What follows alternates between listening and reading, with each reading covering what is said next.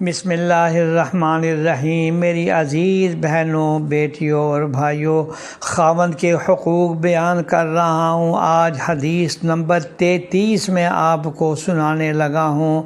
روایت میں ہے کہ ایک بدصورت شخص حضور صلی اللہ علیہ وسلم کی خدمت میں آیا۔ اس کی بیوی نہایت خوبصورت تھی۔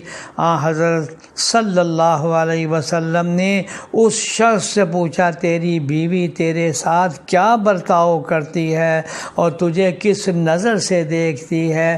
وہ کہنے لگا، میری بیوی میری بہت قدر کرتی ہے، میری اجازت کے بغیر گھر سے باہر نہیں جاتی، میری خدمت میں مصروف رہتی ہے۔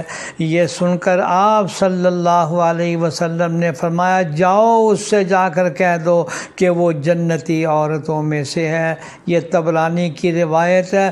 ذرا تصور کر لیجئے کہ جو آدمی عبادت سمجھ کر حضرت صلی اللہ علیہ وسلم کے ارشادات کی روشنی پر عمل کرتے ہوئے اپنے میاں کی قدر کرتی ہے، تو دنیا کے اندر وہ اپنے لیے جنت جو ہے وہ الاٹ کر لیتی ہے۔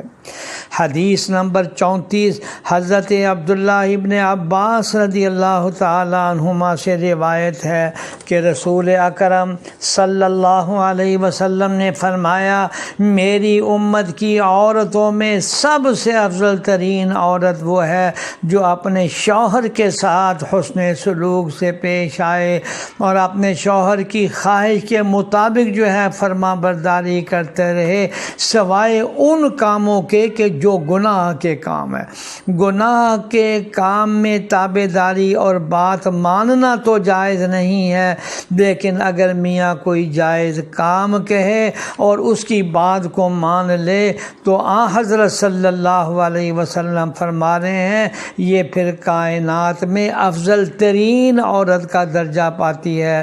اللہ جل شانہ ہم سب کو صحیح سمجھ عطا فرمائے، آمین۔